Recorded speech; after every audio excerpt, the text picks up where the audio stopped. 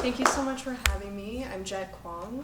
I want to say thank you so much to WeHo Reads, City of West Hollywood, Cheng for having me at this event. It's really an honor to be representing my background, who I am, and what I do with amazing Asian diaspora who are going to be sharing their work today.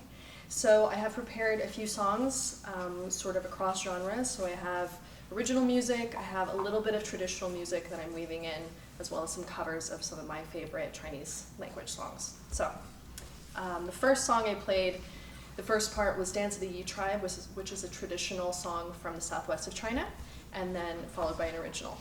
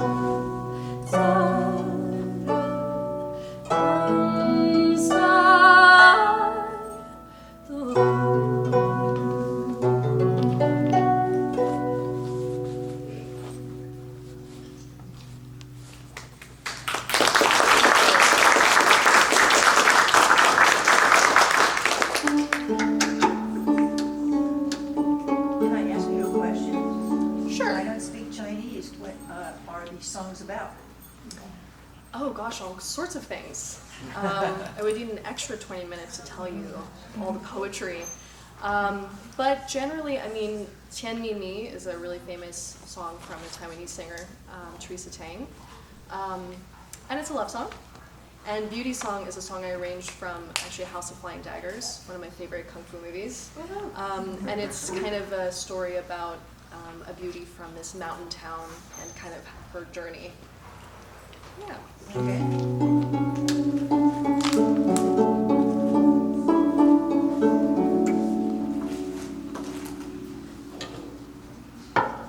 This is a song called Thunder.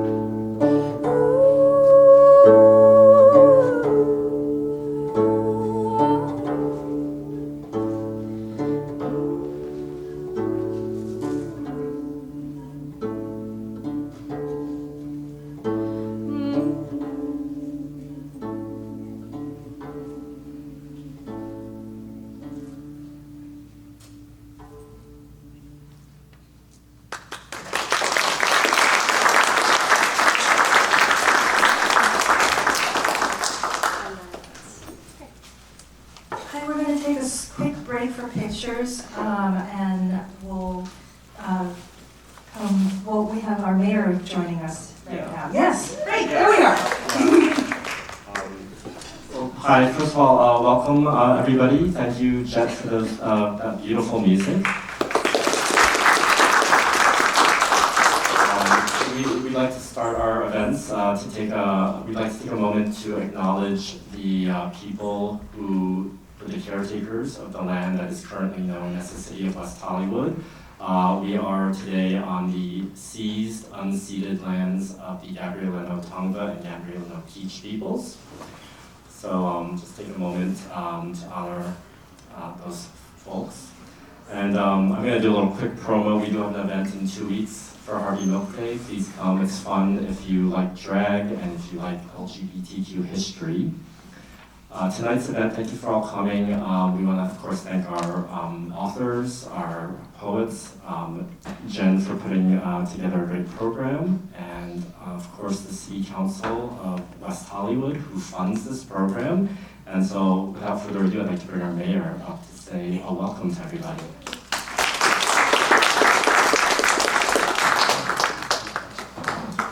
Of course. Hello everyone, how are you doing tonight? I'm glad you made it. I helped you get up here, there we go. If you remember who I am, I'm downstairs in another room. Hello everyone, my name is John Erickson. I have the great privilege of serving as the mayor for the City of West Hollywood. It's so great to see you all here tonight for such an amazing program. I know you probably already did this, but if you could give a round of applause to our Poet Laureate, Cheng, one more time. Truly the type of inclusive, community-based programming has just seen such a great uptick under your leadership, and I'm so thankful for all the work that you do. You know, what we do in the City of West Hollywood is not only pave the streets, trim the trees, and make sure people are safe, but we also make sure we promote the beautiful richness of our culture and our diversity. And in the City of West Hollywood, I always like to say, show me your budget and I'll show you where your priorities lie, and this is where our priorities lie. These are the most important things that we can do right now when people try to sow hate and division and try to drive us apart. Right now we're all being driven back together, and that's because we're all here in community with one another, ensuring that no matter what, we're uplifting amazing stories, amazing artists, beautiful work, and looking towards a better tomorrow. So thank you for coming out on a Wednesday. I know it's never easy to get to West Hollywood at 6:30 p.m., so I fully understand that. I also want to give an acknowledgement to Commissioner Danny Hang, who helped single-handedly make sure the city recognized AAPI month this month. Something that a community-based approach to it. So truly, thank you all for being here, and on with the amazing show. Thank you, Cheng. Can we get a picture with you and all the authors before you take off? Our mayor is often double, triple booked, and it is an honor to have our mayor with us to help us honor our authors, our musicians. So Jasmine, everybody, can you come up? Thank you. We'll make it real quick. Ryka? Yes? Is Angela here? Come on up. Should we hover around Jett's beautiful instrument? Yes. Do we fit? Here. I mean, it might be weird if you're behind it. Maybe we can be on the Come in side. front. Yeah, You want to come in front of it? Okay. We're going to come on the side. There you go. Exactly. Just so you're not standing behind it. Come on in. There we go. I'm freakishly tall today. Okay, right here, please. 1, 2, 3, 4. A couple more. Done. Thank you. Thank you. Thank you. Thank you. Thanks for coming, everyone. So now for a proper introduction. I know some of you wandered in late. My name is Jen Cheng. I am the city's Poet Laureate, and I'm very thankful for everybody showing up, neighbors, people who drove from afar. And I wanted to give a proper introduction to this event. It is called the Asian Pacific Diaspora Talk Story, and not only are our authors and musical guests sharing their talents, they're going to share their stories of how they became, creatives and how they are approaching their work. I want to give you a proper introduction to Jett Kwong. Jett Kwong's unique combination of the Chinese Guzheng vocal melodies, strings, and electronic production has Culture Collide proclaiming Jett Kwong is shifting the landscape. You can find her on everywhere, and NPR even calls Jett's single Jasmine a balm to the spirit. So we have the pleasure of an internationally well-known musician playing for us tonight with traditional songs, her original songwriting. So we'll have a treat of one more song, or if you have it. Right now. Yeah, thank you. And then we'll bring up the authors.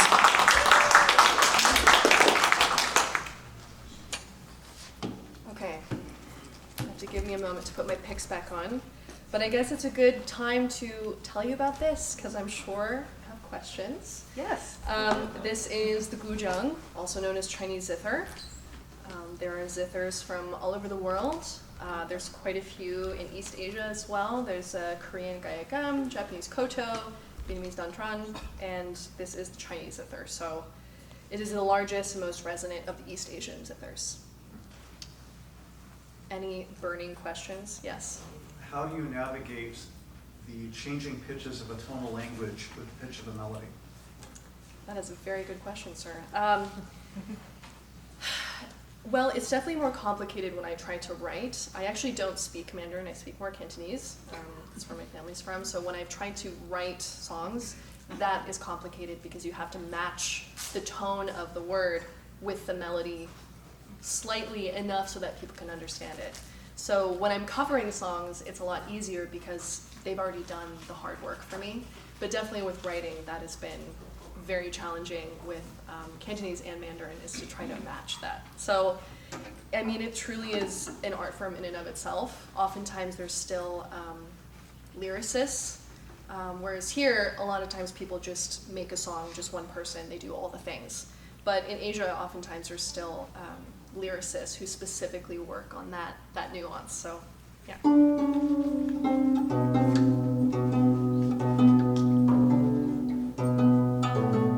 How many strings are there? 21. So for my last song, I'm going to play another cover of a Teresa Teng song. It's one of my absolute favorites. I'm sure some of you will recognize it. And I'd love to just dedicate this to someone who was so important in my life, who was my grandma. I used to sing this song with her all the time. And yeah, so this goes out to her. What's the name of the song? The Moon Represents My Heart.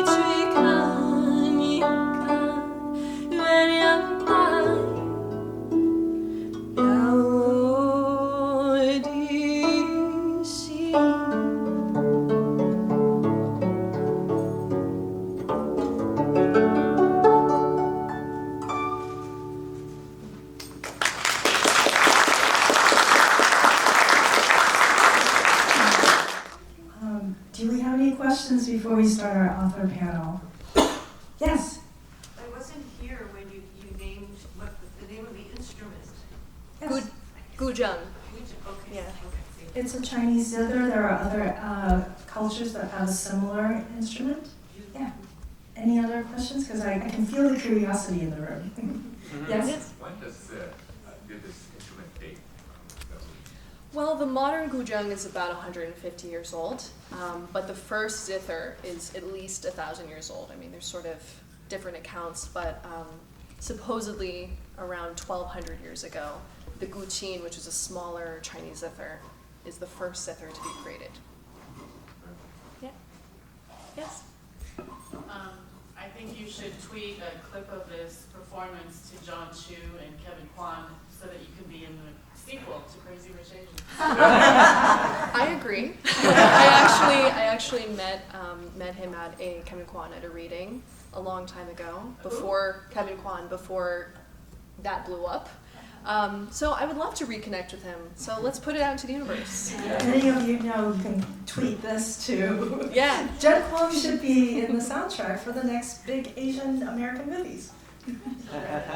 All right, let's get our authors up here. And for those of you who walked in late, welcome to this AAPI panel, Asian American Pacific Islander panel.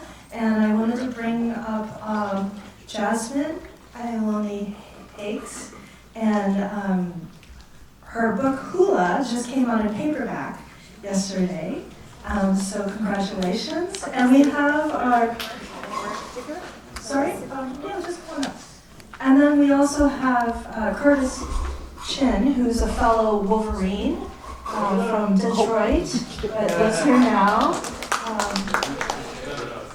And then where is Angela? Angela is our poet on the panel, and we also had,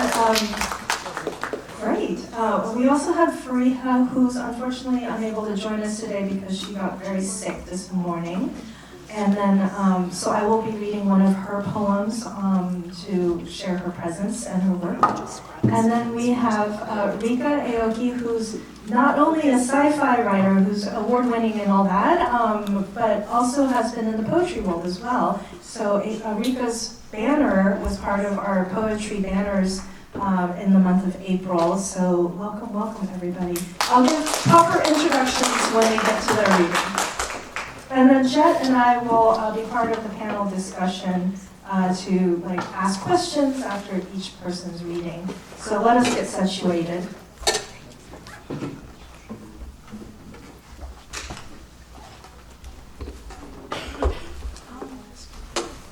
I'll sit in the middle.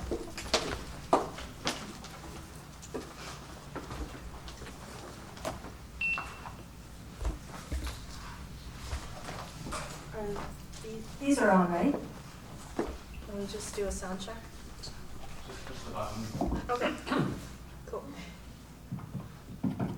Should have a red light.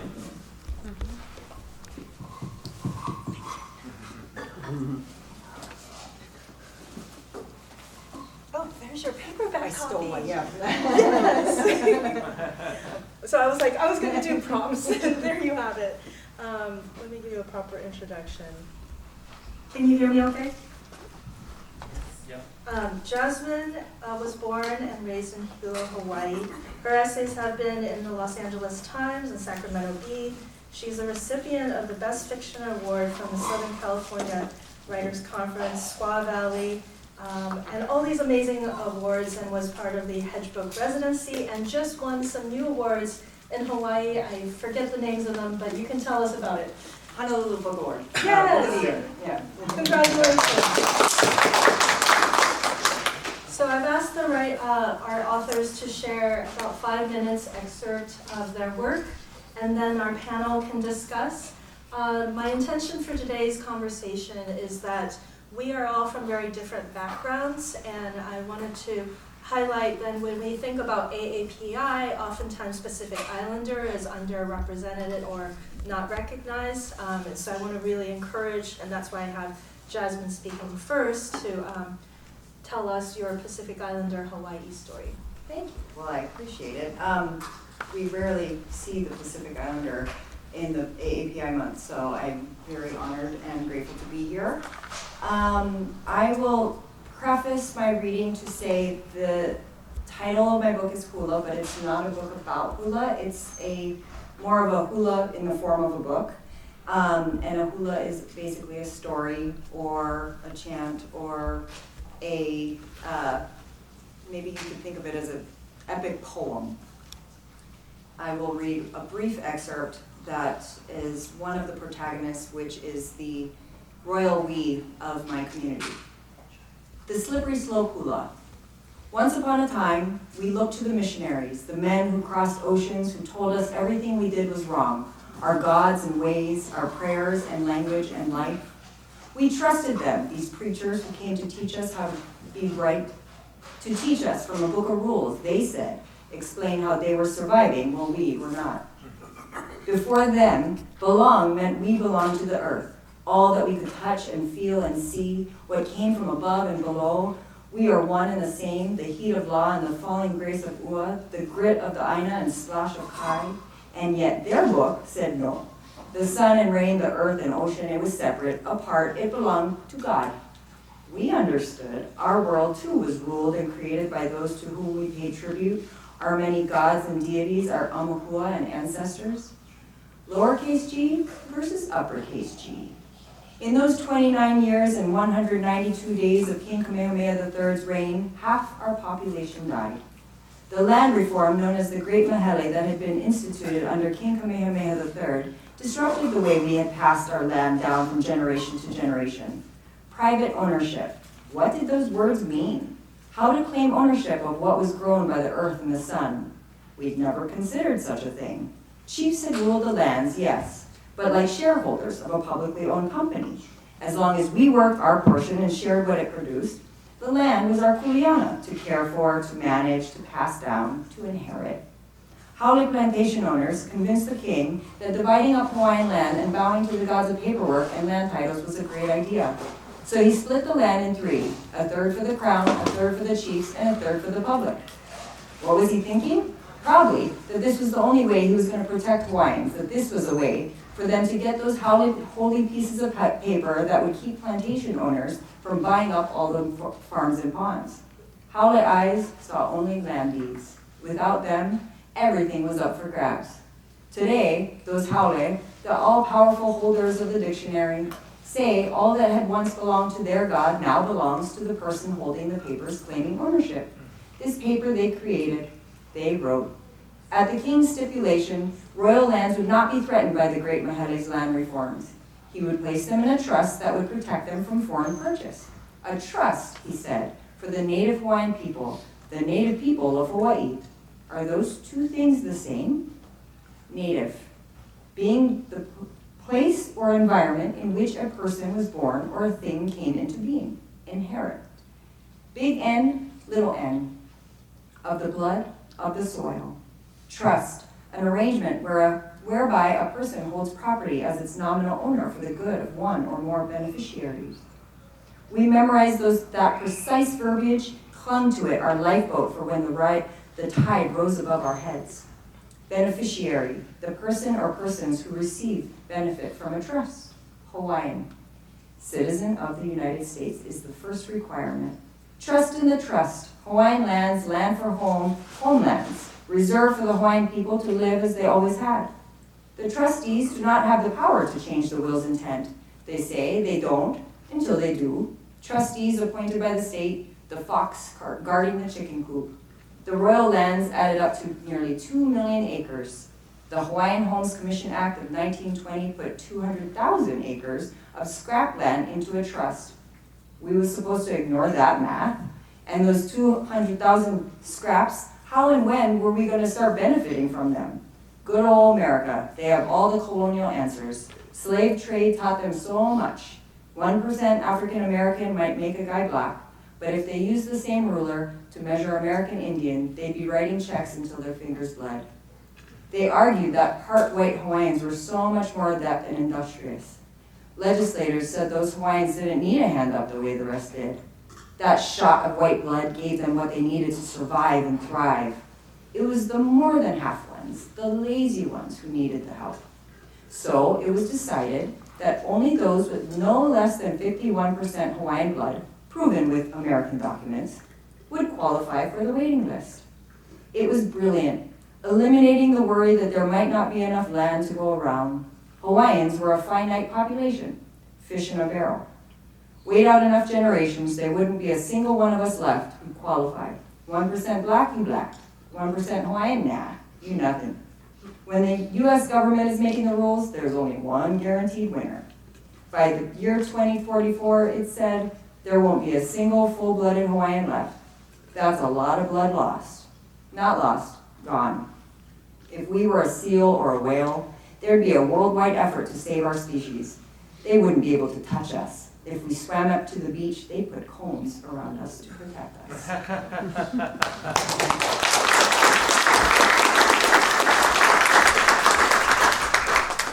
The opening page of your story had this kind of defiance, and I wanted to ask, how did you decide to choose this excerpt, and also how did you decide to open your book?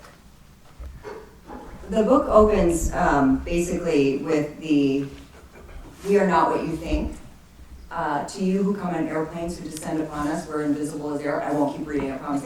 But I wanted to read the excerpt versus the beginning because I think when people think about Hawaii, they think about the 50th state. And the nuance of identity in Hawaii is very complicated and impacted by its history, and its history is not very well known. And so while that excerpt is very history dense, it's a good kind of summation of how tied into politics the cultural identity is. So speaking of this resistance in the tone, does anyone else have a response to this reading? I was just glad to hear it, because, we're talking about diaspora and things, and, my roots are heavily in Hilo. So when you were talking about how the government would come in and break things up by percentages, and how, a lot of times I think we look for the easy way out, right? And numbers are very, very simple, but it's a lot more complicated than that, isn't it? And you can't really measure how many percent of the aina you get yet before it stops being aina. And I think to answer your initial question about the defiance, I think it was hard to write this without that coming across. So many of my memories and so many of the emotions that I tapped into to try to capture the spirit and kind of love of my community is wrapped up in this, basically the tenacity required to just survive and exist in spite of a government kind of basically for generations saying, you're wrong, this is what happened, this is the version of history that's official, and so many tourists just kind of look past that. And so I think there's a lot of just kind of inherent tension.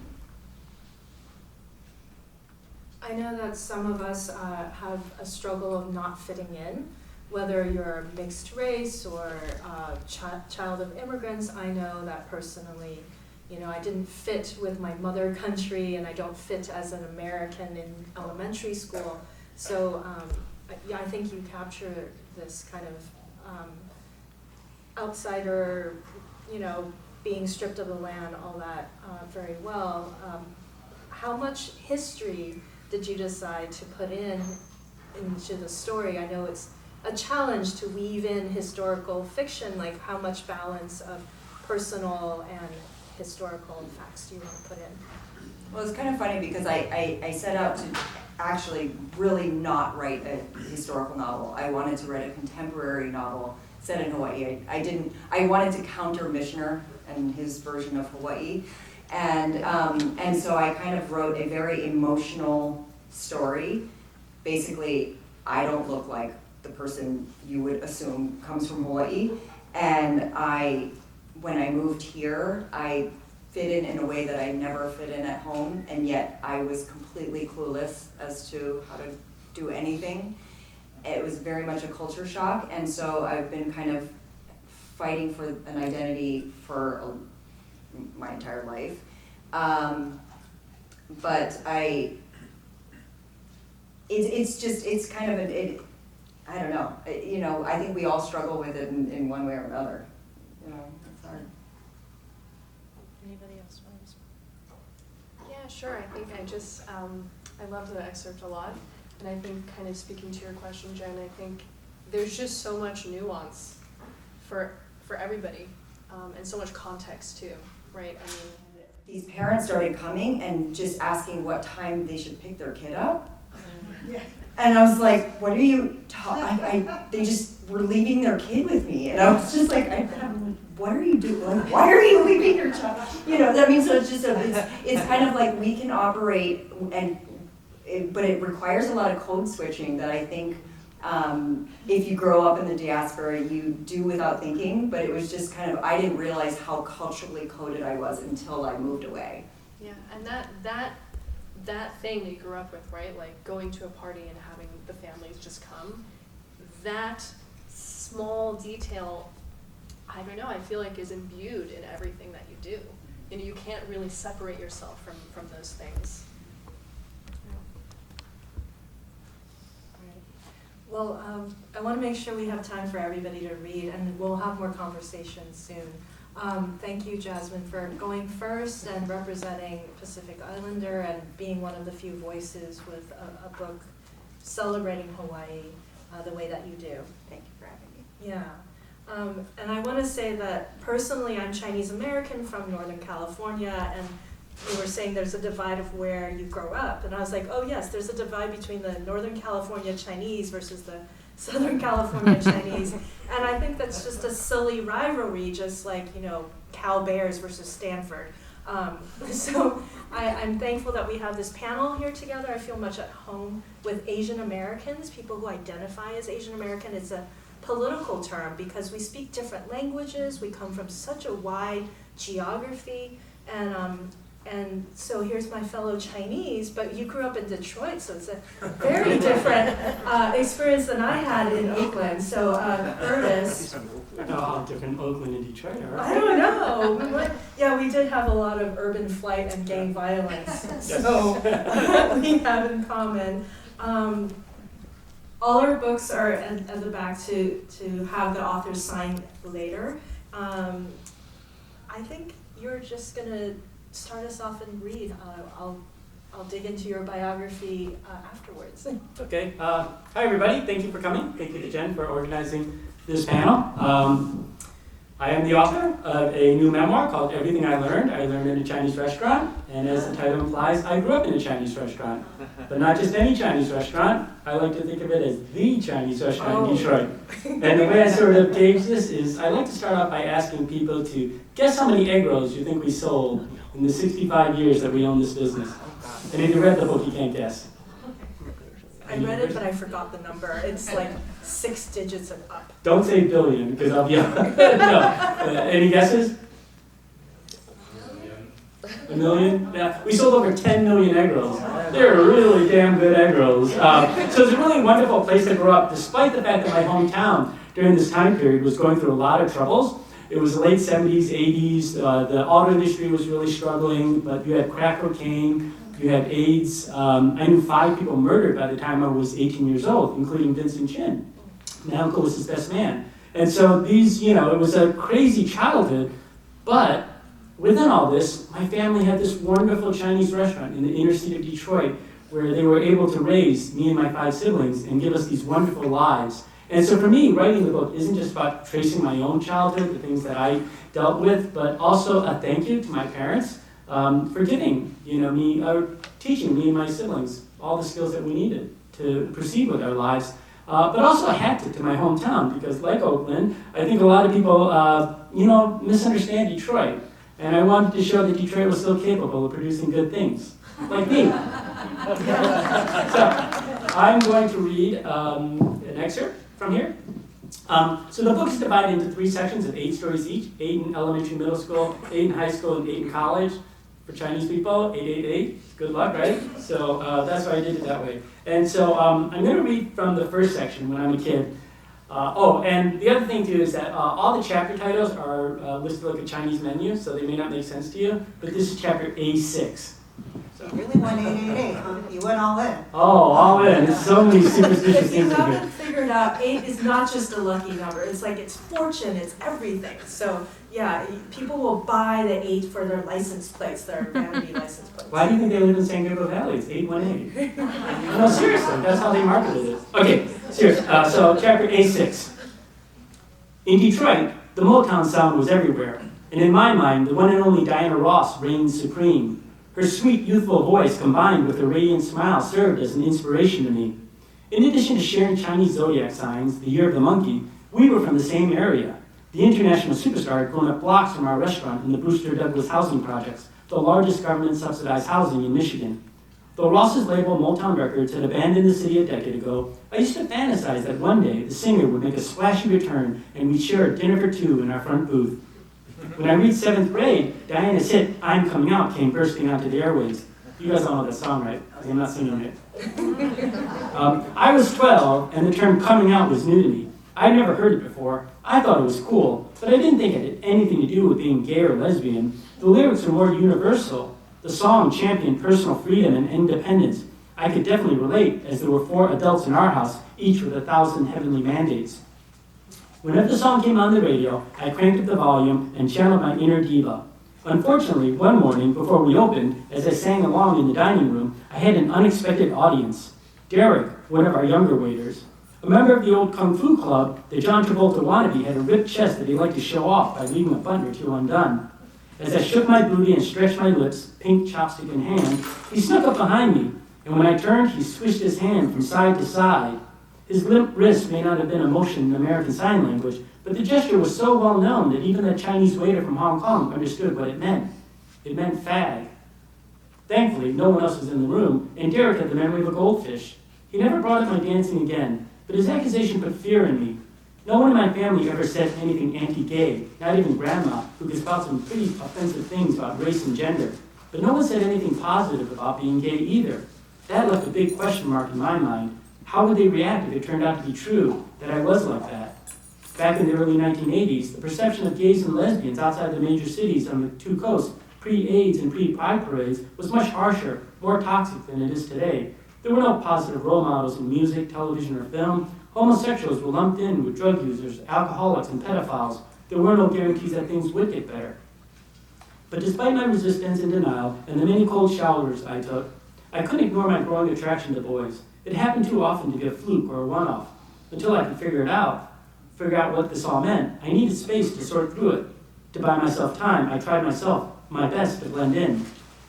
After the close call with Derek, I paid more attention to the way my body moved in the world, how I walked and talked, ate and laughed. I started to notice how others were perceiving me too. While I didn't think I had any effeminate habits, I still tried to butch things up. No more silly dancing to the Queen of Motown. I needed to find a strong, respectable male role model, preferably one who was straight. And so I'm going to just quickly jump into the chapter. So it's like this chapter is about me, watching TV, movies. I was like trying to find a role model. And I finally find one in Bruce Lee.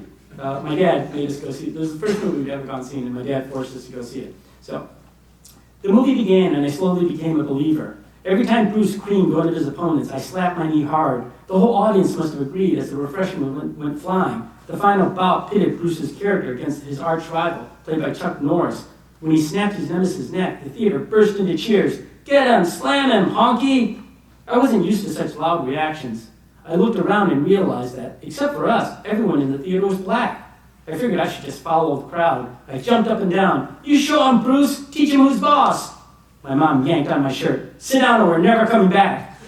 I tried to stay seated, but I couldn't help myself. The release of these pent-up emotions felt so liberating. Bruce wasn't like Arnold, the wacky Japanese-American diner owner on Happy Days, or Hop Sing from the reruns of Bonanza, or the clueless husband in the Calgon commercials. He was the big dog, and he got to kick ass. I made my family stay through the end credits. Then it was time to head back to study. The sidewalk was packed with moviegoers as we waited for my dad to get the van. I mimicked some of Bruce's best moves, a chop there, a kick here. Some other fans outside the theater pointed at me and giggled. It felt like deja vu, the start of another playground put-down. I turned to my family for cover, but they were climbing into our metal carriage. I closed my eyes, bracing for the barrage of fake hi-yahs.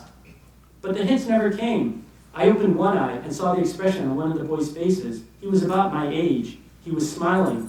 The tension in my shoulders dissolved as he and his friends pumped their fists in the air. "Oh man, that man was sick. You done killed it." Okay, it was kind of racist for them to assume I had anything to do with that movie. That would have been like me complimenting them for Diana Ross's excellent theme from Mahogany. But it hit me that they were admiring Bruce, not mocking him. He was my man, but he was their man too. In a world with so few brown, black, or yellow stars, maybe it was okay for us to share our heroes. Wow.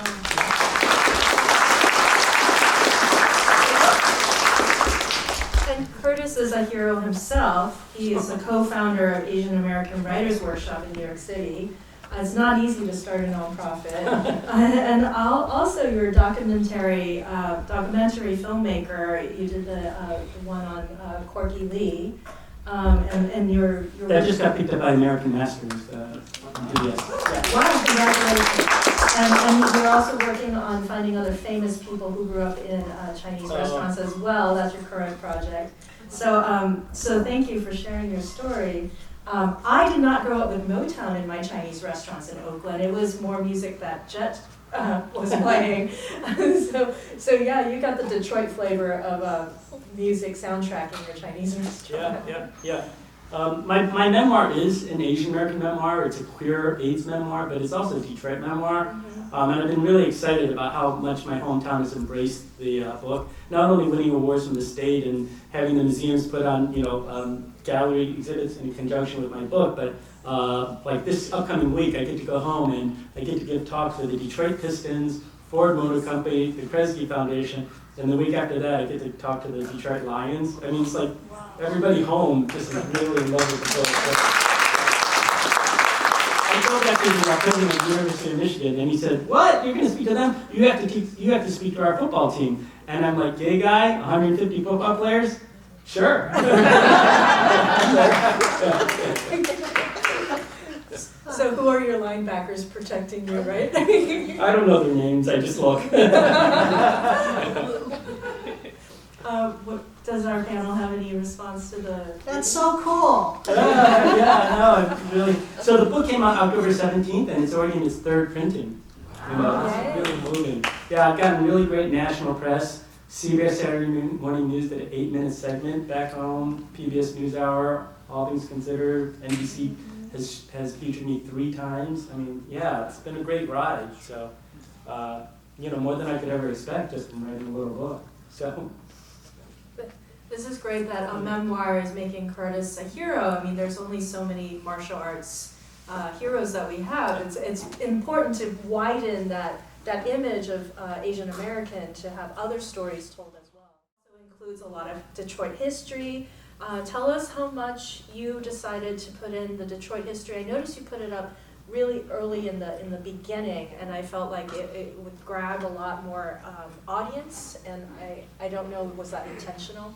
Yeah, I mean, definitely. So I had the structure of 888 for the bulk of the book, but the prologue, I actually start off with my family and their journey of ending up in Detroit, how my great-great-grandfather, Gong Li Chin, moved from Canton, China to Canton, Ohio, before realizing there were many Chinese people there, and then moving up to Detroit.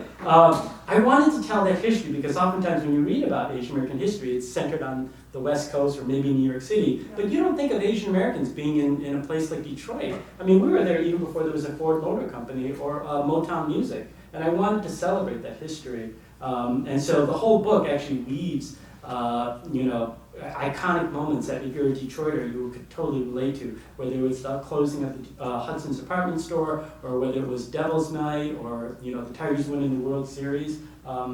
Because I felt like that, I wanted to connect my family's history with the city's history, but I also, in some ways wanted non-Asian Americans or non-gay people, who are from Detroit to be able to identify where they fit in with the story, and I think that helps them.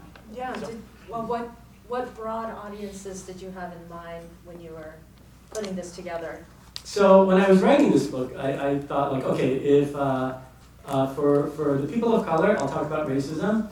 For the gay people, I'll talk about coming out. And for the Jewish people, I'll talk about Chinese food. Yeah. And if I hit all three audiences, I'll be good enough. But it's been really exciting. I mean, so like I did 5 talks in Europe already, but there were 5 universities that brought me out, and they were all labor studies, because they wanted to know what did it mean to work in a small family-owned business, I've done so many talks for food studies. One of the jokes of the book is like everybody in my family could cook except for me. I was the worst cook. Every time it was time to make a meal, they'd send me to the dining room to go set the table. But now, because I've written the book, I'm like this expert. I wrote a piece for Bon Appetit, got selected for Best American Food Writing. I was invited by America's Test Kitchen to produce an episode of their podcast. Esquire magazine just asked me to write an article about Chinese restaurants. So I don't know, I'm like suddenly this expert, and I still can't cook. I was going to ask if they made you cook. Well, no.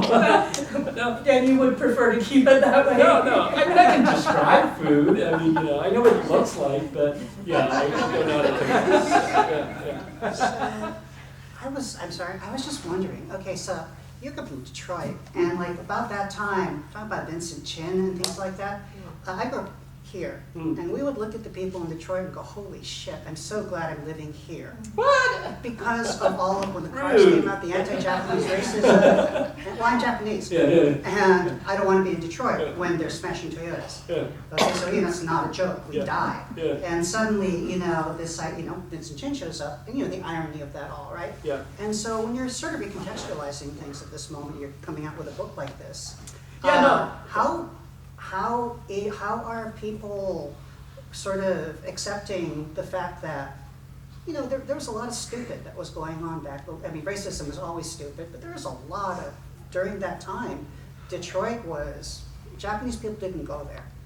Yeah, no, people didn't even want to buy Japanese cars. Yeah. I mean, this is the height of They were smashing Toyotas with sledgehammers, and imagine being Japanese, what you would have to face. Well, I think whether you're Japanese or Chinese, I mean, well, they couldn't tell the difference at the time. That was the Any whole point Asian of Vincent actually Chin, got the brunt of all that. And so, the fact that you're doing this is just spectacular. That you can have this out and you can be invited to all of these places and they're listening, and it's really cool to hear. Yeah, does everybody here know the Vincent Chin story? Give us some background. Is there anybody here who doesn't? I'm glad to tell the story. Give us some background. Okay, so in the 80s, the height of the anti-Japanese sentiment in the country, the auto industry was struggling. Vincent Chin was a Chinese American out celebrating his upcoming wedding. He goes to the strip club, and these 2 white auto workers come in, and they're overheard saying, it's because your mother blinks that we're out of work. They're all kicked out of the bar. These 2 guys get in their car, and they literally drive around the streets of Detroit until they find Vincent sitting outside of McDonald's, waiting for his ride to pick him up. They take a baseball bat from their car, and they bash his head in. And so, again, my family, we were close. My uncle was his best man. We found out that very next morning that he was in the hospital struggling for his life. And when you're a 14-year-old kid and you know somebody in the hospital like that, you're going to want to find out how the media is covering it. So that whole day, I looked through the papers, I turned on the radio, the TV. We didn't have the internet back then. So, I mean, that's what was available. They didn't report on it at all. I checked the next day, nothing. I checked the next day, nothing. They didn't report on that vicious crime for 12 whole days. And in the interim, the family had pulled the plug. There was too much brain damage. They canceled the wedding. And everybody in our community was coming to our restaurant to find out all the details, because our restaurant has a gambling den underneath, so that's why everyone's doing it. So they wanted to find out all this. And so that contrast between what the media was covering and what our community cared about really stuck out at me. And, when the judge, several months later, gave these guys only a $3,000 fine without having to serve a single night in jail, saying that you don't put these type of people in jail, it was really clear to me that as Asian Americans, we need to tell our stories, because if that judge knew more about our community or saw us as people, he would have given them something. I don't have a problem with him showing compassion for those killers. I'm sure they didn't set out in the morning to go kill somebody like that. But they should never allow the compassion that he had for those people to outweigh the compassion that he would have for Vincent and his family. And so, that what spurred me to write. And so, as a 14-year-old, I lugged the typewriter from our back kitchen to the dining room. Do you guys know what typewriters are? And I started writing these letters to the editor. And that's how I started writing. That was like his bachelor party, like he was getting married, right? Yeah. Well, and going off of that, I like when Jen asked you who you wrote this for, who you had in mind, and you listed you have a list of different peoples, and I think, I don't know, growing up in like a diaspora, you have that element of being invisible. The news doesn't report that. Hawaii, the weather report only reported what was happening in Honolulu. I'm on a different island. I mean, we were invisible. Sizzlers was playing on the commercials. We had Sizzlers in California. Nobody had ever seen a Sizzler, so we were just kind of this invisible, And so when I wrote this, it was like I'm in part writing this to kind of validate my own life and existence, but then also like hope other people kind of at least see or acknowledge that there is a parallel world happening here. I just think it's really badass what you did. Thank you. Is there anything else about the process? I think a lot of us in this room are students of writing or poetry, and perhaps any tips from both of you so far of like, how did you stick to it? Because a book of this heft, and researching the history and deciding how much to put in, how long did it take you to write your book, and what's the encouragement that you would say to stick to your writing project? Well, in some ways I've been writing this all my life, just the vulnerabilities and the feelings and the questions that it asks. But as far as the actual learning of the craft on how to write it, it took me about a decade plus of false starts and trying to write safe and trying to write it without writing what scared me. And what kept me at it was the fact that I worked at the public library shelving books when I was a senior in high school. And I basically read every book there was in that library, at the Hilo Public Library. And not a single book even remotely represented anything about my community, about my concerns, about our aspirations, our hopes, our history. And so I just thought, if nobody else is going to write this book, I have to. Yeah, I first started writing the book actually just as a personal project for my family. Sadly, I was writing for TV, a few years ago when my parents were in a car accident, sadly, and my dad passed away. And, after that, we all left, the rest of my family. And so when my siblings started having kids born outside of Detroit, I thought, what a shame that they wouldn't know this 100-year history of our family in Michigan. And so I really started writing for them. But after doing that for a few years, I was like, I'm spending a lot of time working on this. I should get paid for it. And so the idea of writing a book and then writing a book that sells are really two quite different things. And I think for the people who want to write a book here, ask yourself, what is the ultimate goal? If it's just something for yourself, your family, that's very worthwhile. You should do it for that. But if you also have thoughts of selling it, there is something you do need to think about. And this is what I say, particularly to memoir writers, is that we all think that we've had interesting lives, which is hopefully true. We all think that we can put together two sentences, which is also hopefully true. But what I wasn't thinking about was, why is this story important to tell and right now, and why am I that person to tell that story? It took me 90 tries to agents, like emails, like 90 rejections before I found one. But once I finally found one, she was great. She worked with me, to refine the book. One thing I do tell people is like, don't rush to find an agent. Find the right agent, because I have friends who've said they had no problem finding an agent, but they haven't been able to sell their book.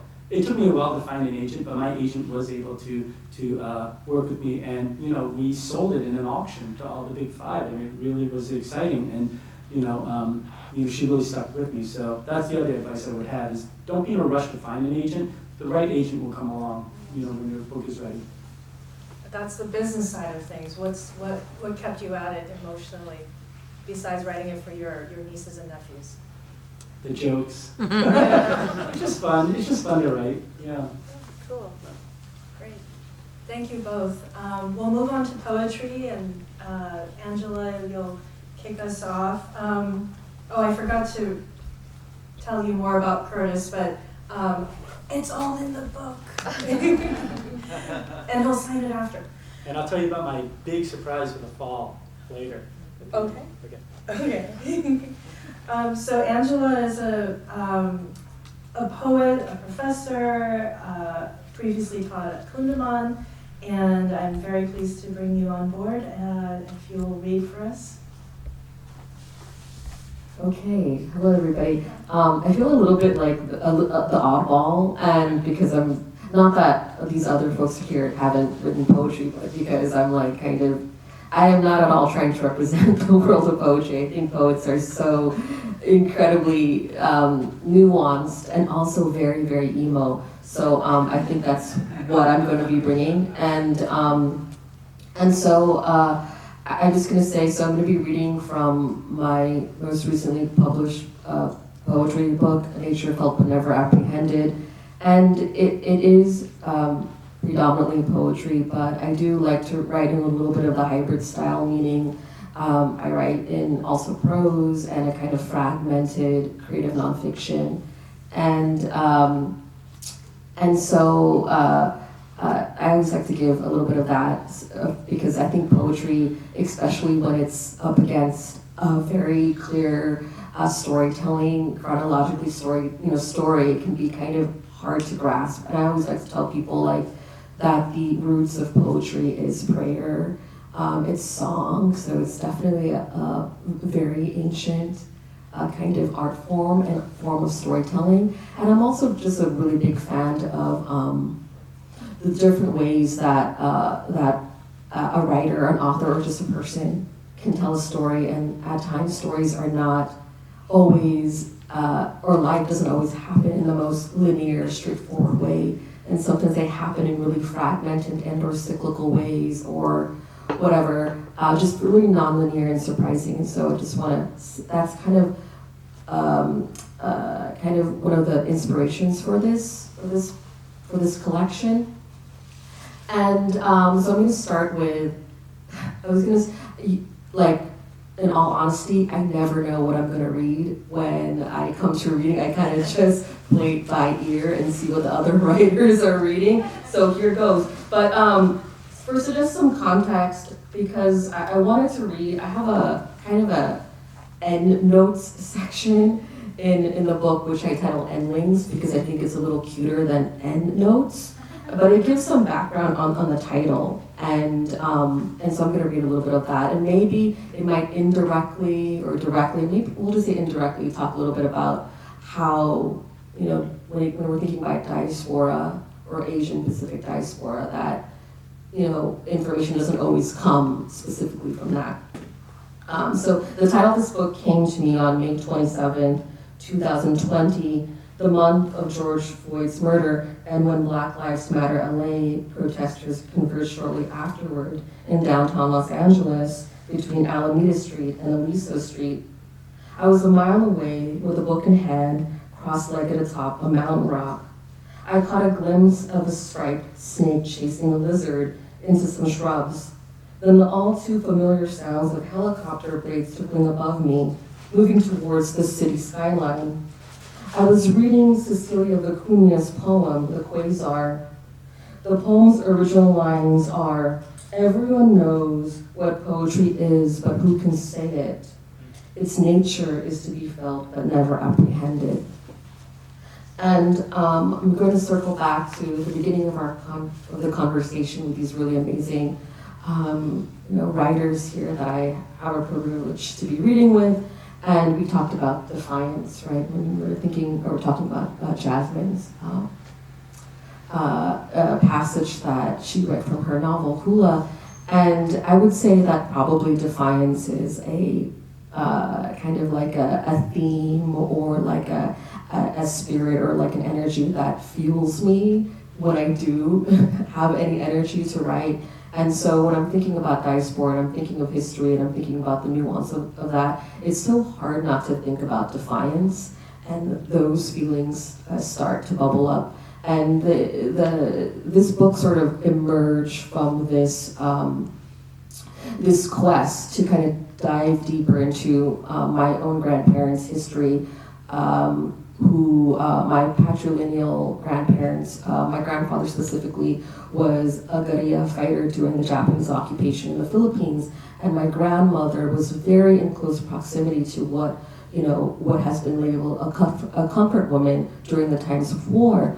And so like these kind of things of histories, even though I write about them directly and indirectly, kind of made me question like how does one write about these brutal things, but also find some kind of hope in the end. And for me, my hope is more in the journey and sort of like finding information than the actual historical fact itself. And so in my own personal research, I did a lot of sidetracking, which is what a lot of research does. You kind of like go into a spiral in a whole different direction. And this poem that I'm going to read is inspired by a film, actually. It was a Filipino film done in, I believe, in around the early 1990s, late 1980s. And it was a film about a Filipina drag queen who, where they and their other drag sisters performed drag for the Japanese soldiers at that time.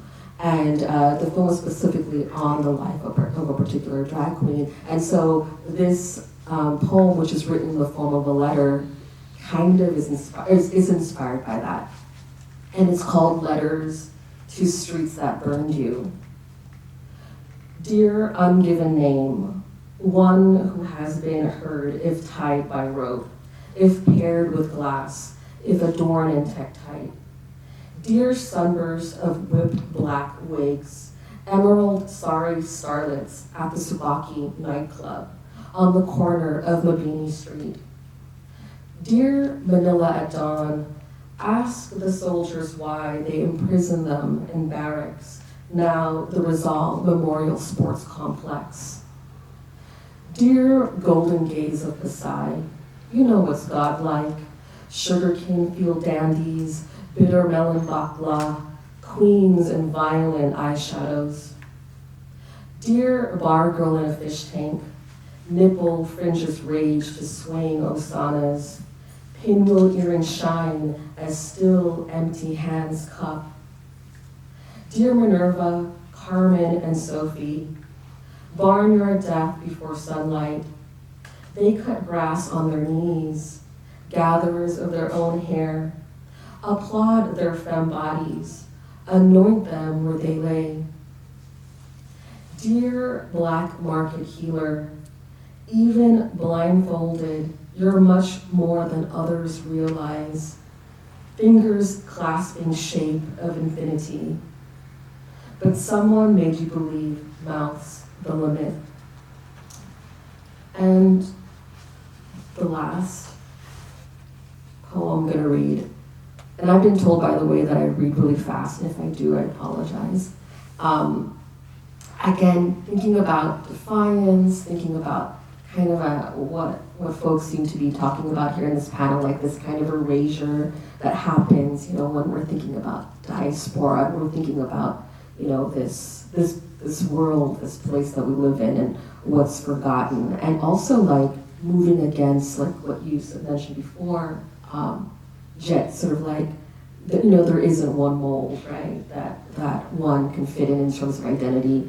And so this last poem is inspired, kind of like a bit of a coming out, a kind of a fragmented coming out story for me, but also coming out as like not only a queer person, but as a feminist back in the 90s in Los Angeles. And it's titled Transmitter Signals from a Young Brown Feminist.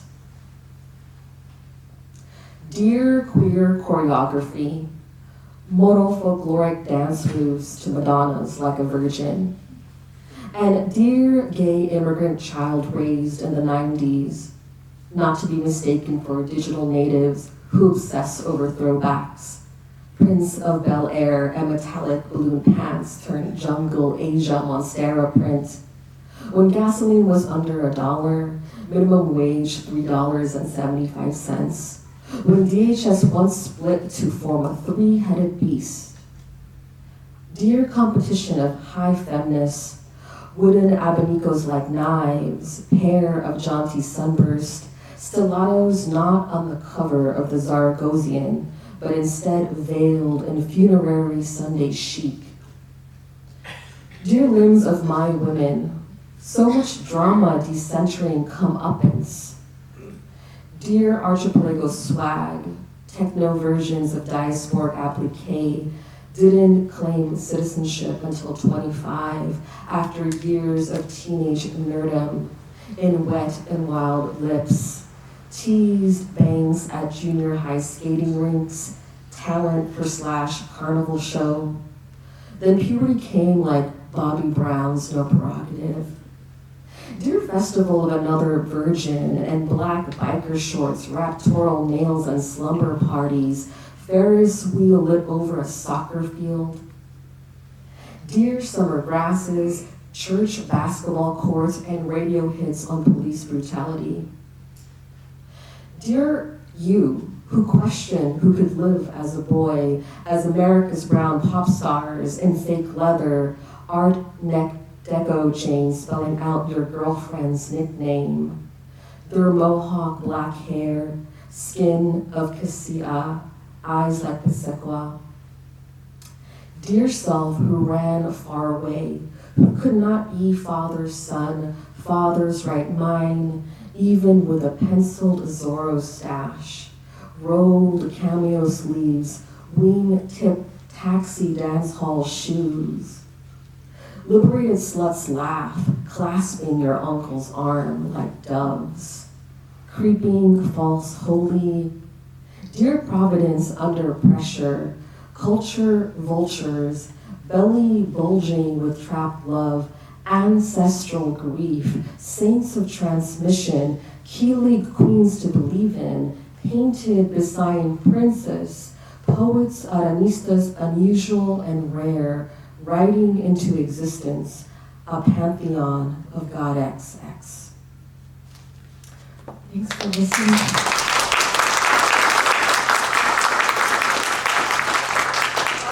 Poem especially had such beautiful imagery we could all relate to. Zorro and wingtip shoes, all the fashion. Thanks, I like fashion. Thanks for bringing like many that. people, yeah. Responses? Well, I have the privilege of looking back here and seeing how you break the poems, and they look so beautiful on the page. So I was wondering, how do you feel your identity is not just expressed through the words, but through your line breaks? Yeah, that's a really good question, and I really I appreciate Ryka's question and being able to see like kind of like a backstage glimpse of what I was reading, and so that's kind of conceptual, and we were talking about this really juicy subject of like diaspora and how it is nuance and fragments and memories and also forgotten memories and also unearthing like stories that have been hidden and all these things. And I feel there's not this straightforward way to tell a story, and I really try to experiment and also embody that in the structure of the poems that I write. So if you do come across some of my work, the lines are kind of fragmented, they look kind of jumbled up, they're not in just one neat poetic stanza, and that's kind of my kind of concept behind the experimenting with like form and structure. I just think, well, I don't come from a purist or pathological or like straightforward upbringing, so let's just make the actual work look like that. It feels a little bit like Impressionist art, just looking at your line breaks, because they're all, it looks like there's so much going on, but it never feels random. They're not, it doesn't look like a regular, it doesn't look like a regular picture, but there's just so much, it just really pops out of the page. So I was just really curious about that. Thanks so much, Ryka. Oh, and I just want to say too, like, I think prior to just being a teacher in our university public school system and writing, I did art, and I did visual art for a time when I was an undergraduate, and my background's in visual art, so that did kind of affect that. So I was looking at a lot of just visuality, just kind of really, I don't know, it stimulates me. If you want to see this, you just have to buy the book. Oh, that's very sweet. I'm just flipping to a random page, and there is some visual art in there, as well as the line breaks are unique. Thanks for showing that.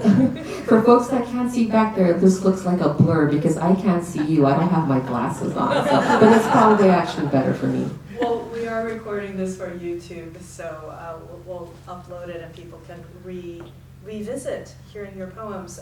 And congratulations, your poem was featured in a Poem a Day by the Academy of American Poets yesterday. So,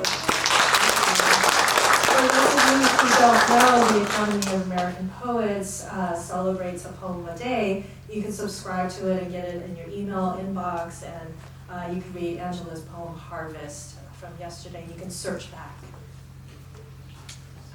Responses here?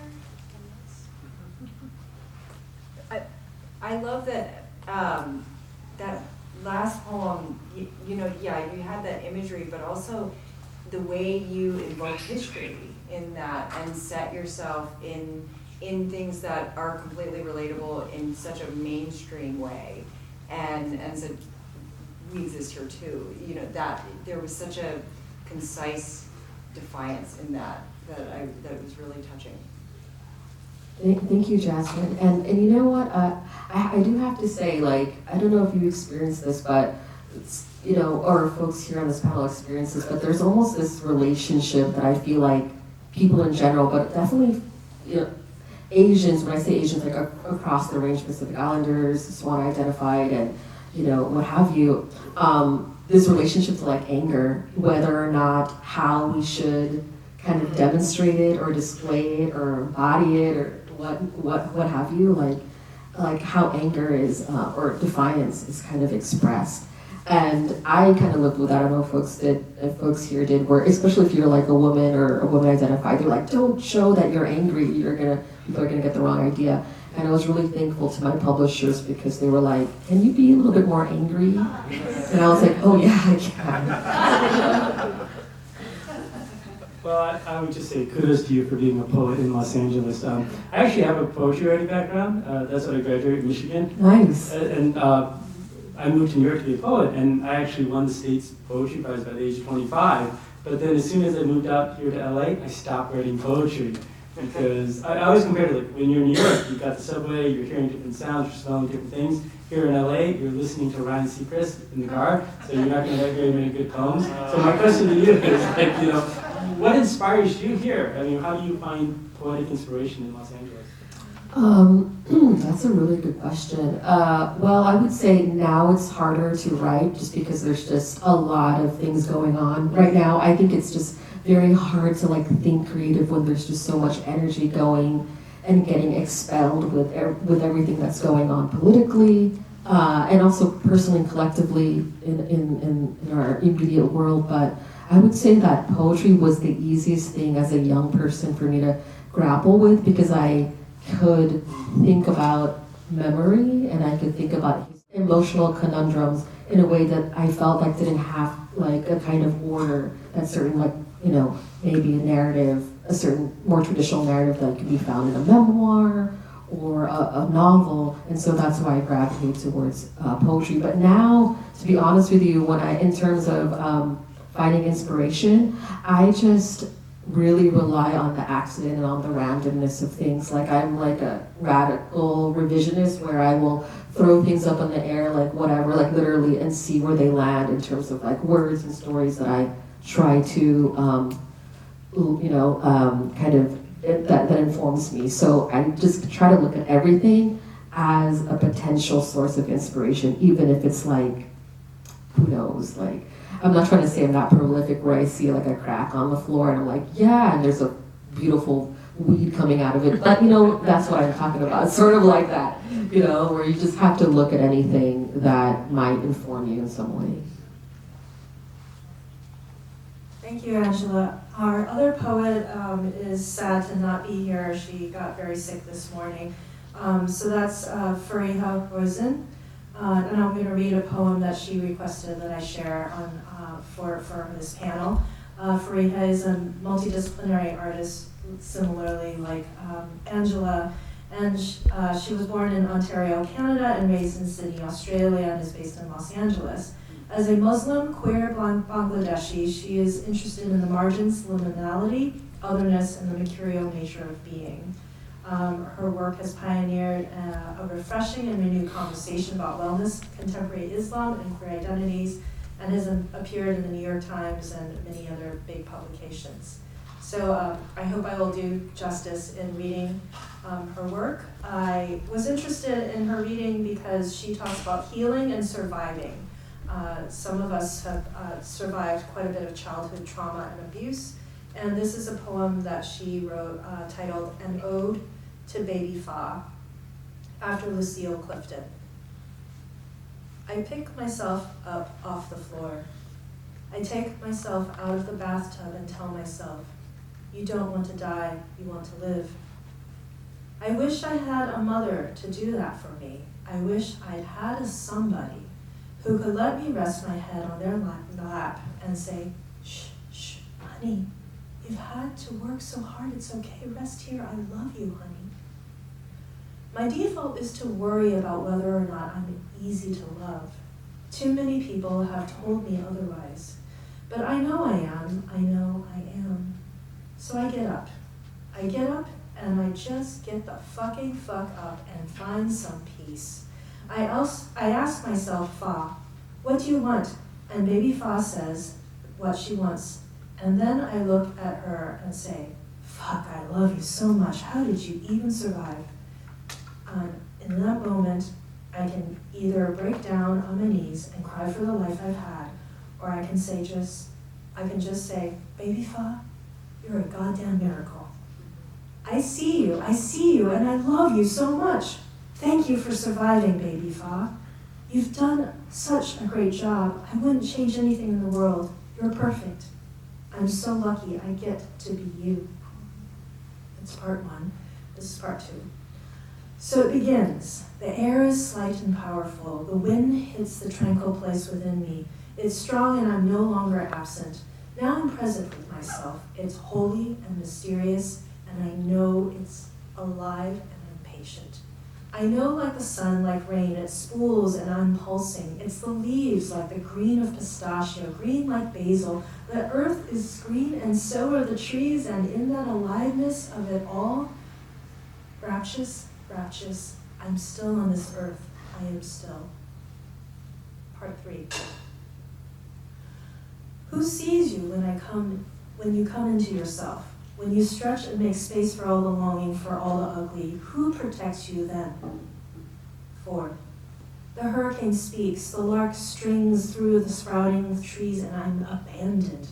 But the earth is here and I am still like the quiet spurring of a cicada. They reach their tenuous sounds while never moving, and yet resounding. 5.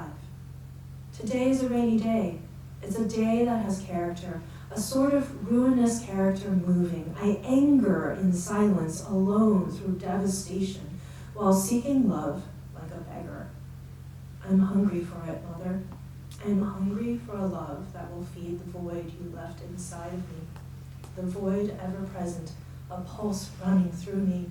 There is a tempest within me, a longing, an ache, a hunger unpronounced. 6. I've been waiting, hiding in prayer, in the motions, pruning in the gardens of hope, edging closer to an understanding of self. There are so many things that make a self, so many considerations and configurations of being, but I've been trapped in darkness for so long. Its memory is ever present, ever possible. Trauma is always on the horizon. It takes rewiring to believe in more. It takes courage to hope. 7. Tragedy needs examination. No one can ever save you from the turmoil of grief. You have to choose wisely in whom to trust when you're on the floor squirming at injustice. But pain also has its resolution. This too shall pass. 8. So I celebrate the small grand act of making something big out of a life that could have turned a tragedy. No one's sympathy will ever be a salve for the permanent feeling of loss. Whose words will help overcome generations of trauma? You can do it, Fa. You can remember yourself. 9. This life will pass you by in a blip. No cause or concern, then you're gone. Pain can be hypnotic. Find joy in the dance. Choose yourself, especially when no one else will. Find magnificence in solitude. Find God again and again. 10. But mostly, find celebration for every day that has tried to kill you and failed.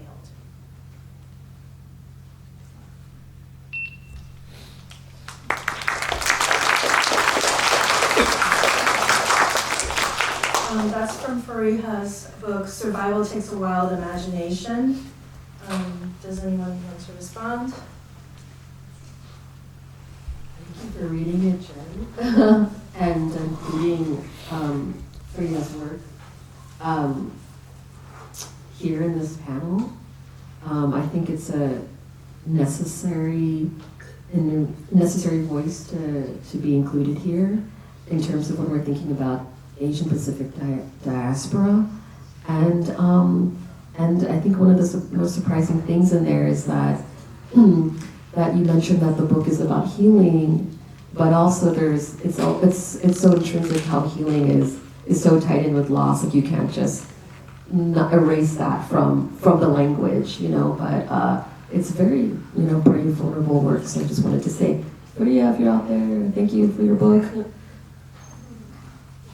On the back of the book, there's a write-up that says, "In Survival Takes a Wild Imagination, poet Ryka Aoki is writing, praying, clawing, and scratching her way out of the grips of generational trauma on the search for the freedom her mother never received and the kindness she could never offer." So since she's not here to respond, I'm going to read one of the poems I wrote recently. In my Cantonese Chinese community, my parents didn't accept me as an American-born Chinese. I was not American enough at school, and I was not Chinese enough for the family. And they called us bamboo, which were hollow. We are empty with air. I mean, we make the most beautiful flutes with bamboo.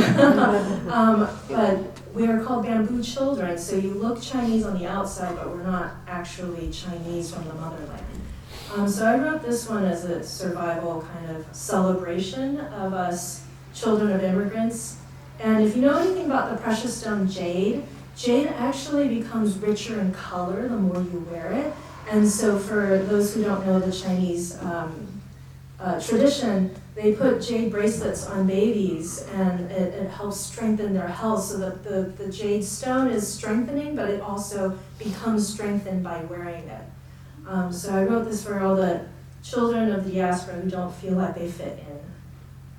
Bamboo children of the diaspora are strong like precious jade.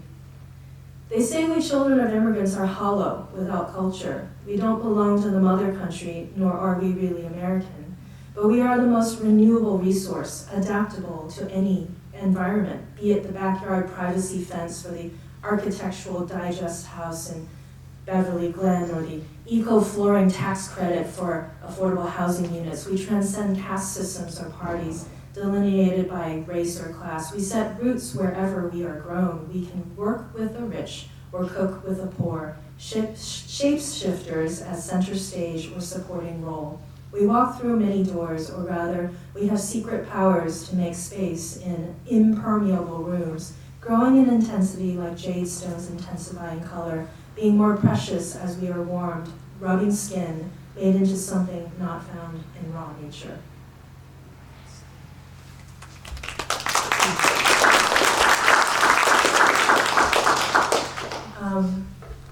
We can move on to Ryka's writing.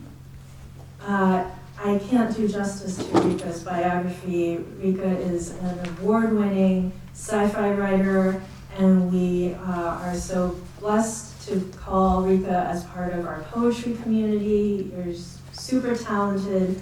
You're also a musician, skateboarder, all amazing things. So please feel free to share what you'd like to share with us. Cool. Well, this book came out in 2021, and it kind of won a bunch of awards. And it ended up where the hardcover is in its 8th printing. The 6th printing is coming out in the paperback. It's been translated into a whole bunch of languages. I found out that the book has just sold over 100,000 copies. Which lets me do what I want for the next book. So this book was all about what I wanted to say, the people who I wanted to bring with me, the stories that I wanted to tell. The next book is about the world I wish, because now the book's bought and paid for. It's coming, so I can do whatever the hell I want. And what I want to do with this book is, I'm writing science fiction. And the thing about science fiction is you can dream the world. And so I'm kind of thinking about a world where we can not have the hate, but remember the wisdom that comes from having endured it. Not to sort of put a Band-Aid over it, but to grow from it. And I'm trying to think about, I am Yonsei, I'm 4th generation Japanese. And, but so there are people in my community, it's like, they're gonna be talking about people that, I heard like one of my friends yammering about hating Korean people. And I'm going, what the hell's wrong with you? You don't even speak Japanese. What are you doing preserving this hate? So it's all about what you take with you into the next world. And that is what I wanted to write and address. So I'm not reading from this book. I'm reading from a little bit from the new chapter. I warned you, I think I'm gonna be fine, but if I go a little bit over, there's that. Don't worry, it's in 14-point double space because I have bad eyes. So there you go. And we're so honored that you're sharing your new work with us. And also, just for those of you who, just my pronunciation, I'm also trying to figure out how to read this in public as I go forward. The book is, the working title of the book is called The Goddess of Beautiful Things. And in Japanese, a lot of times you hear, because of the anime people, they use kawaii, right? Kawaii is not beautiful, it's cute. There's a lot of different words to say beautiful. There's tsukushi, but kirei is the one that a lot of people just use, something is kirei, but the interesting thing about it is it's also the word for clean. So what kind of beauty is clean? And when you're Japanese, that's a big deal because there's a lot of dirty shit that we did. So how do we work this? And so this is what's going on here. So this is, the setting right now is the goddess of beauty is crossing the river of death. But it's also, and the river of death is where all the regrets and all the pain and all the injustice flows back to the world to shower it with regret. So, and the goddess of beauty, her name is Benzaiten. She goes by Benny, but she's the real goddess. It was hard to write in the voice of a goddess, but I managed. Okay, so. In her hands was an instrument. Wait, somehow Pika knew what it was. It was a Japanese biwa. And then the goddess began to sing. Arirang, arirang, arariyo, arirang, kogero nomoganda. Naru borigo kasinen nimun, shibido mutgaso obagyonganda. Arirang, arirang, arariyo. You are going over Arirang Hill, my love. If you abandon me, your feet will be sore before you travel, Tenri. Arirang, a song of incredible beauty, from people of incredible beauty, from people who had experienced horrible cruelty. Cruelty that had come from those who prayed to her and who crafted the instrument she was holding now. Arirang, arirang, arariyo, arirang, 거기로 넘어간다. We gods are so full of ourselves. We clothe ourselves in human worship, gird ourselves in human faith. We become gods of creation, gods of death, gods of calm seas, gods of wealth and home. We become gods that claim fire. We become gods that claim the stars. Yet all gods wax and wane. All churches rise and fall, whether pressed into clay tablets, scrivened onto sheets of vellum, or posted in a flurry of tweets and blogs. Heresy becomes orthodoxy and back again. 나를 버리고 가시는 네 문 시비도 못 가서 보병난다. Humans call to us every day. They cry to us. They laugh, multiply, and kill in our names. They credit us with songs we can't even conceive. The gods may form mighty hegemonies with strict ideals, but what are godly ideals before human churches and human prayers? We may cherish them, despise them, delegate them to the angels, but we cannot change human prayers. And yet all the while, those human prayers are changing us. 조금 하늘엔 별도 많고 우리네 가슴엔 꿈도 많다. What is the difference between a wish, a dream, and a prayer? Have the stars ever heard a wish? Was a dream ever realized through reading of one's heart? Benzaiten did not know. But prayers were always heard.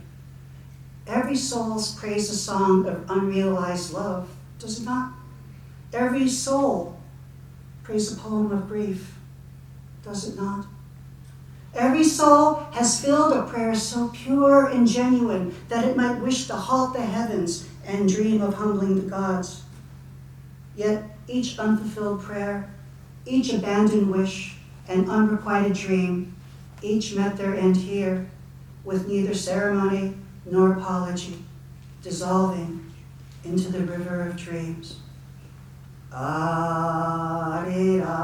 ariram, arariyo, ariram, 거기로 넘어간다. Ariram. It was a song of incredible beauty from people who created incredible beauty, people whose homeland and cultures had been shattered at the hands of others, whose other songs were so forbidden that this was the only song they could sing. So they poured their love, their tears, their hope, and their defiance into these notes and these words.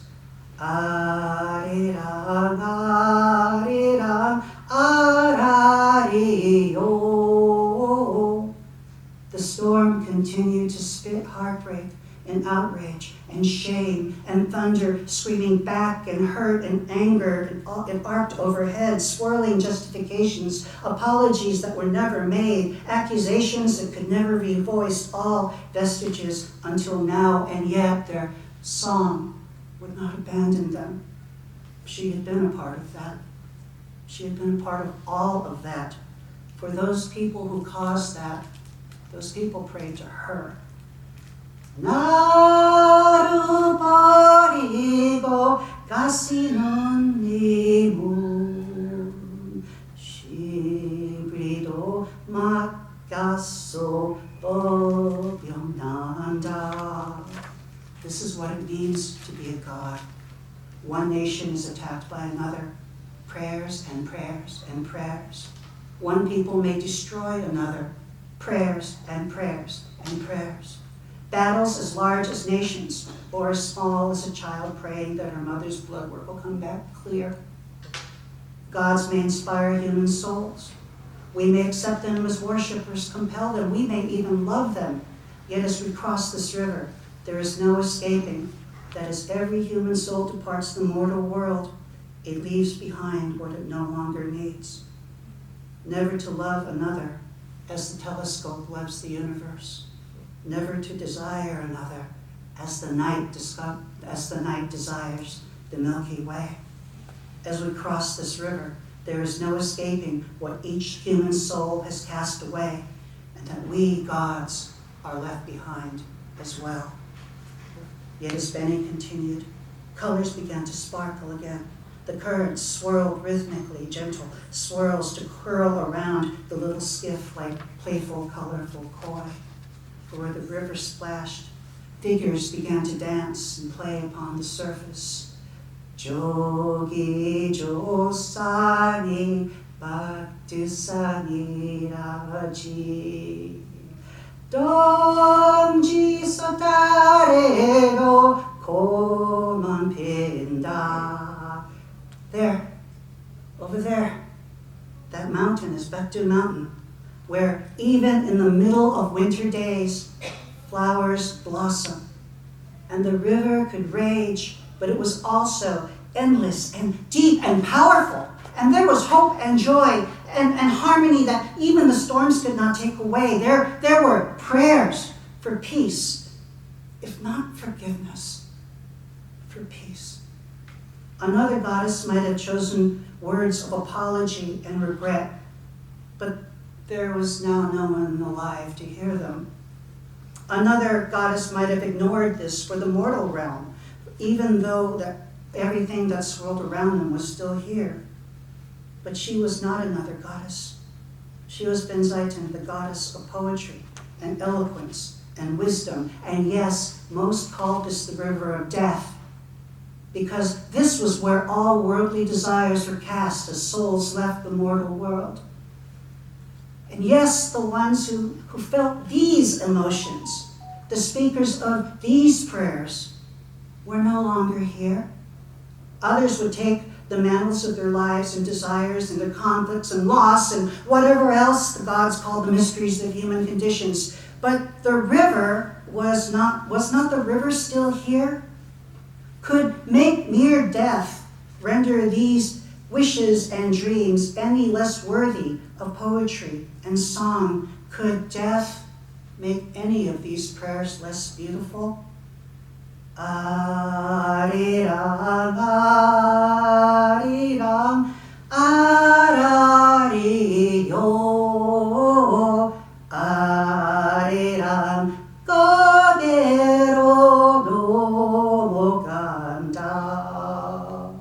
Let me listen, let me sing to your prayers in the present, in the now, for even as they're forgotten, they will never be meaningless. Let me listen. Let me sing, not as a god, but as a witness, not to the souls who have departed, but to all that was left behind, all that was flowing now. Though abandoned after a mere 10 read, we meet again. And again I bless these prayers with a prayer, this poem with a poem, that in this river of dreams you shall find a place where the winter flowers bloom.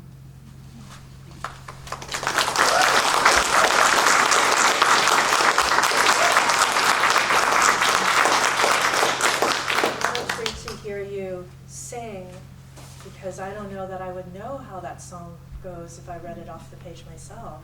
It was a thing, you know. This is such a song identified with Korean resistance and Korean genius and resilience. And I wanted, because I knew I would have Japanese readers, I wanted to give them this, to remind them that we are all connected, and sometimes we also have to bow our heads humbly and say we've done wrong. I love how you prefaced the piece, thank you for that. That was amazing and very powerful and beautiful. But I love also how you prefaced it to say what you are using science fiction to do.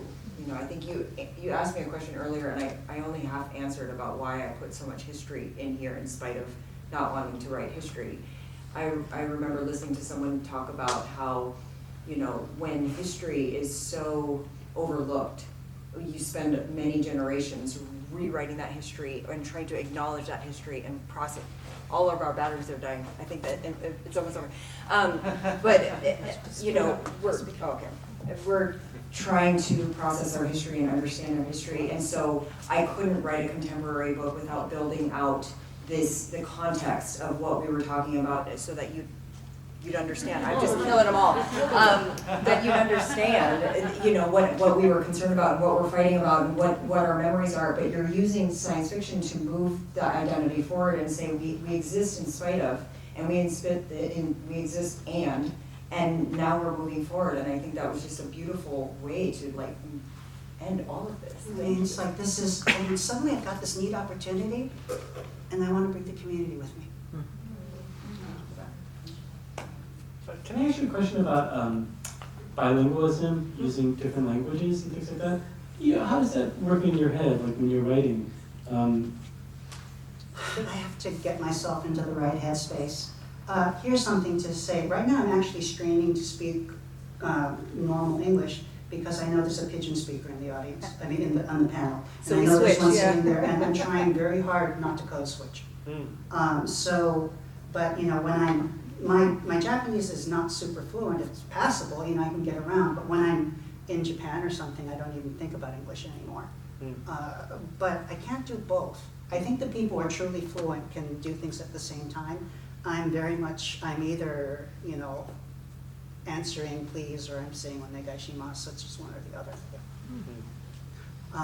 But I think when I'm doing these, I think what really helps though is being a poet and understanding poetry and understanding the rhythm of the language. So it becomes something more than just vocabulary, it becomes song. And sometimes that helps as well. It gives me the rhythm to write a piece in a certain way, in a certain language, a certain dialect. And I'm sorry we're running out of time. Oh, sorry, I went over. No, but this was so beautiful, and I love that last statement about how it's if you're hearing the language and the poetry and the song. This is why I pulled all of you together, and I wanted to end with a question tonight for each one of us.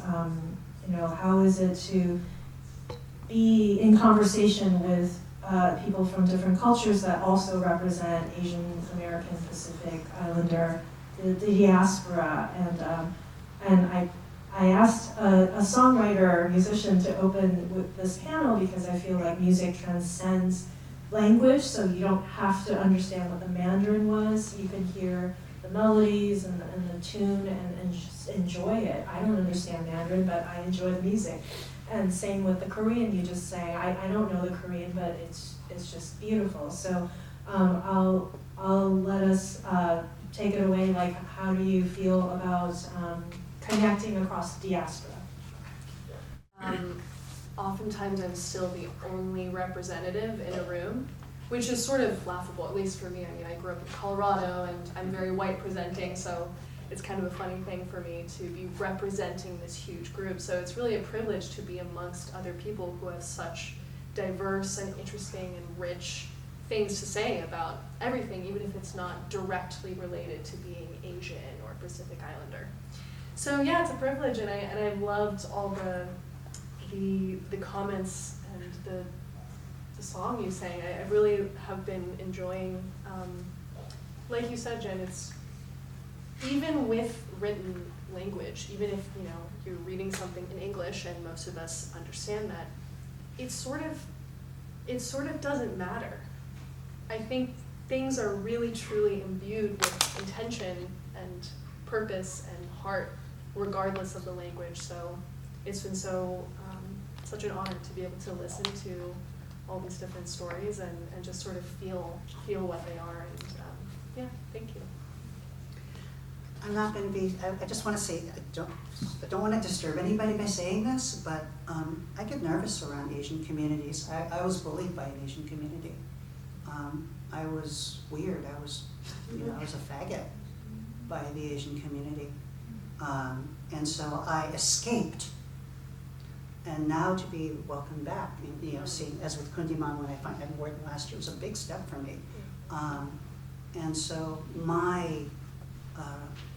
I suppose rebuilding my relationship with the Asian community, coming back from the diaspora, has been really rewarding. I'm still a little frightened, but we'll take it step by step.